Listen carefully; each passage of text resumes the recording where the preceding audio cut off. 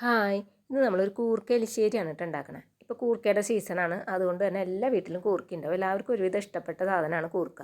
എരിശ്ശേരി ഉണ്ടാക്കാനായിട്ട് കുറച്ച് പരിപ്പ് നന്നായി കഴുകി കുക്കറിലിട്ട് 2 വിസിലടിച്ച് വെച്ചിട്ടുണ്ട്.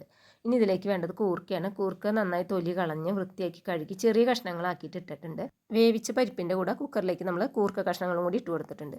ഇനി ഇതിലേക്ക് ആവശ്യമായിട്ടുള്ള പൊടികളൊക്കെ ചേർത്ത് കൊടുക്കാം. ഒരു 1/4 ടീസ്പൂൺ മഞ്ഞൾപ്പൊടിയും 1 ടീസ്പൂൺ മുളക് പൊടിയും ചേർത്തിട്ടുണ്ട്. ആവശ്യത്തിന് ഉപ്പും കൂടി ചേർത്ത് വെള്ളം കുറവാണെങ്കിൽ കുറച്ച് വെള്ളം കൂടി ഒഴിച്ച് നമുക്ക് ഒരു വിസിലടിച്ച് കൂർക്ക വേവിച്ചെടുക്കണം. ആവിയൊക്കെ പോയി കുക്കർ തുറന്ന് നോക്കിയിട്ടുണ്ട്. കൂർക്ക നന്നായി വെന്തിട്ടുണ്ട്. എന്നാൽ വെന്ത് ഉടഞ്ഞിട്ടില്ല. ഉടയാതിരിക്കാനായിട്ട് ശ്രദ്ധിക്കണം. ഇനി നമുക്കിതിലേക്ക് ഒരു അരപ്പാണ് വേണ്ടത്. അതിനായിട്ട് ഒരു അരമുറി നാളികേരം ചിരകി വെച്ചിട്ടുണ്ട്. അതിലേക്ക് 1/2 ടീസ്പൂൺ ജീരകം, കുറച്ച് വെള്ളം കൂടി ചേർത്തിട്ട് നല്ല പേസ്റ്റ് പോലെ അരച്ചെടുക്കണം.